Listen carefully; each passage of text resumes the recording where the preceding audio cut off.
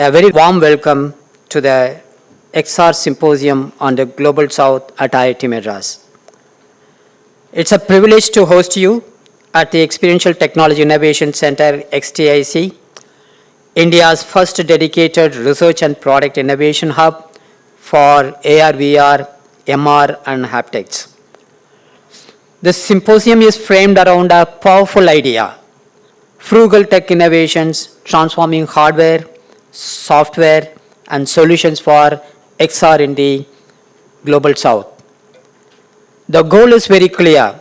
The objective is very clear: to co-create XR technologies that are affordable, frugal, human-centric, scalable for education, healthcare, skilling, mobility, and public services across emerging economies.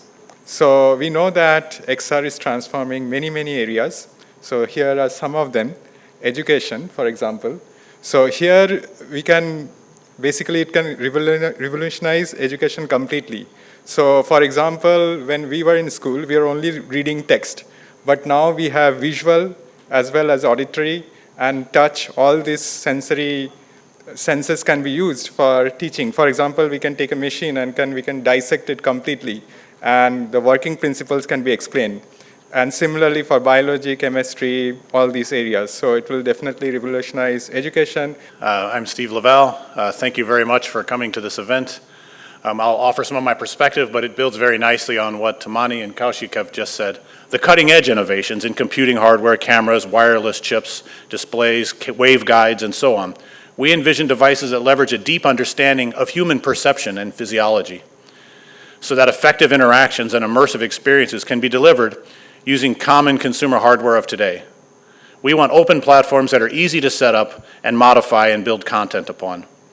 XR devices are really, eyes and ears of AI. So XR and AI, they help each other. XR glasses that you wear, they can see what you see, they can hear what you hear, they can speak to you, and they can also display the useful content on the displays. What's really happening here is AI on the XR devices is basically democratizing AI. So a lot of AI can actually happen on the devices that you and I use every day. AI glasses, but also smartphones and smartwatches and so on. And for AI to be truly useful to humans, we believe we need to bring the human perspective to AI. And that is what Project ARIA does. To build on this mission, we built 2 generations of devices. We started back in 2020, launching our first ARIA Gen 1 device. And the ARIA Gen 2 device launched earlier this year. All these sensors on the device are synchronized to a common clock, which is very important for XR applications, such that you can collect data which is all synchronized towards a common clock. But can we do it at scale? Can anybody do it like this across cities, across the world? Well, the answer is not yet. The entire idea of semantic communication is that we don't directly transfer the data. We transfer the meaning of the data. We transfer the context, and we transfer certain signatures. So cinema has been chasing this immersive experience for a very long time, and it has been a long race that has been continuously, the destination has been continuously changing. So my question to all the bright minds here is, so can technology stop chasing sensation and start triggering emotion? Somewhere along the line, if I can make audience feel the fear come alive in their brains, if I can make the love much more sweeter in their brains, if I can feel the tensions of the characters be experienced by everybody, in somewhere directly translating that into a communication to the brains, are we moving towards the immersiveness that we are thinking about?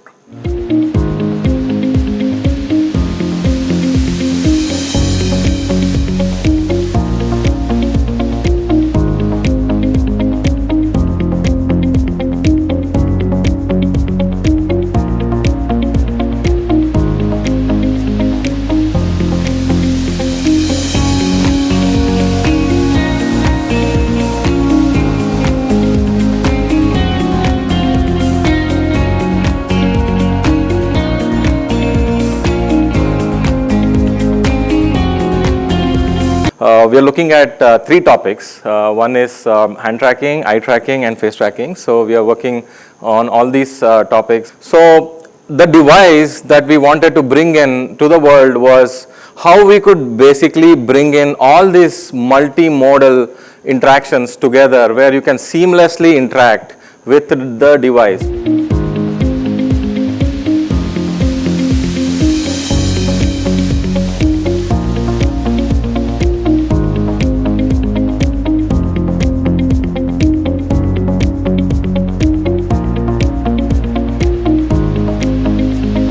What we are actually seeing right now, we all are living in the moment of disruption at a compressed scale. And I would just want to flash this slide, which I use in I have used it in lots of talks, and what happens that every time I see this slide, I have to make some changes. This is happening so fast. So, for example, my earlier version of the slide has only till wave 4. But then I thought that, hey, there has been so much of changes from my 3-month-old talk to now. I should introduce a new bubble called wave 5. So till 4-5 months, it was all agents, agentic AI. Now we see a lot of focus on physical AI, or the intelligence moving to the next level, in which we are able to operate in physical world, perform certain actions, and etc. So this is one example of fragrance retail. It is a metaverse experience. And what we try to reimagine is that users will be able to see the perfume in an immersive environment as well as smell it. And there are conversational avatar in the environment, which are again, they can answer questions. Hi, Jojo. This is a Oculus experience. Along with that, we use this device, which there is a holder also which you can wear around your neck. And it has some cartridges, and the moment you actually click the button and the user is trying to understand the fragrance, this device would emit that fragrance. So you can create also or synthesize your own fragrance, because whatever fragrances are part of this device, you can combine in different intensities and create your own experience. So now the calibration is the part that is helping us to process how we align these two words actually. Any small mistake or like any small wrong parameter, it could happen because it was not calibrated well, or like let's say it was calibrated perfectly. So there is a calibration which is called as online calibration, which keeps happening continuously in the device. So one of the important initiative is mandatory testing and certification of telecom equipment with the objective to build a sense of trust in the ecosystem. Government of India has mandated. So one of the important goal of ITUT includes development of interoperable, non-discriminatory and international standards in the form of ITUT recommendations, with the aim to bridge the standardization gap between developed and developing countries, as well as facilitating international cooperation among international, regional, and national standardization bodies. So, coming to the very important question, like we are talking about standards since beginning. So, what is the need of standards, and why we are talking about creating standards at global level? So, here is the answer. The standards are very essential for driving competitiveness, promoting efficiency and innovation, providing interoperability and economies of scale, so that we can get the solutions and services at lower prices and with the increased availability.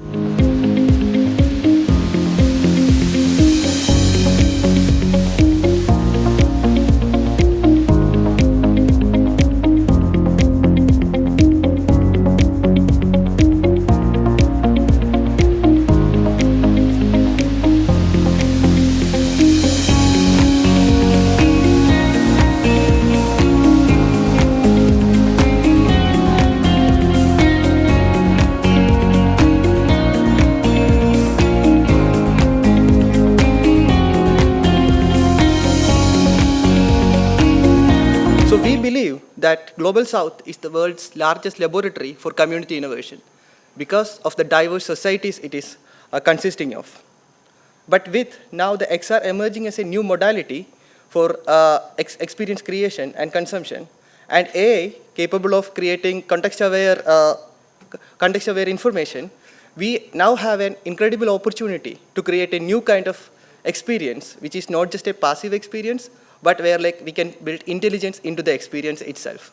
So how do we look at this whole journey of inspiring some of these kids to look at innovation and entrepreneurship as a career choice? We started with these youngsters to come in and then expose them towards this world's largest open innovation challenge. It's called Smart India Hackathon now. The reason why we introduced the Startup 20 engagement was there was a big B20 group which only spoke about the large business houses. There was no voice for these small players called startups in this country.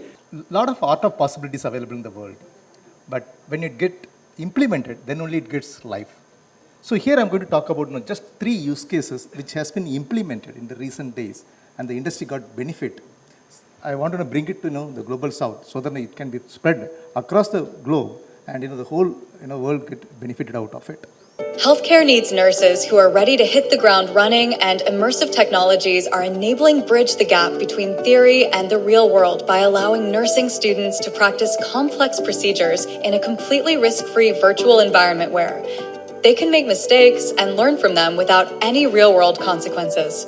The simulation enables nurses to experience lifelike hospital scenarios, starting with having to prioritize which patient to treat first amongst multiple patients in the medical or surgical unit, based on their nurse-to-nurse handoff report in SVAR. Multifocal contact lenses simulations we have done in VR, but it's not yet implemented to the patient level. It's still at a clinical level, but the medical board yet to approve the solutions. Algorithms given by the customer, and we have done a complete simulations.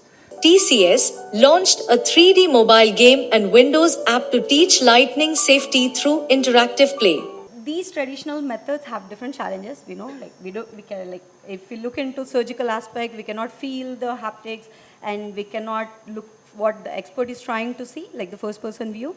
And so we came up with a system where we have the record and replay. With a multimodal technology where we recorded the audio, video and haptic information while the experts are performing a task.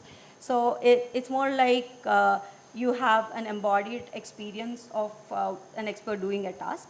So we had this system where we had the first person view by recorded with the help of a GoPro camera that's attached to the expert's forehead. And we have an external camera that's recording a third person view. We had the tool interactions by connecting a directional microphone, placing towards the tool and the interactions. And we had a lapel microphone that's attached to the experts while they are trying to give a narration of what they are performing. And we have an accelerometer attached for recording the vibrotactile feedback. So combining all these modalities and converting the acceleration signal into sound signal and using a 5.1 surround sound module, combined all the 5 inputs that we have, the multimodal inputs, and replayed back to the experts. So to see this, if this system works better, we wanted to evaluate it, and we interviewed like 5 different experts from fields like sculpting to haircutting to wildness to block printing and metal manufacturing. Cybersecurity is about human rights. It's about protecting our everyday life. You ensure the protection of the users of the technology that you develop, and you do not believe that you will first deploy and then worry about the glitches in the technology that you are deploying. Concluding sessions, but I think today is a historical day. We made this symposium dedicated for the Global South.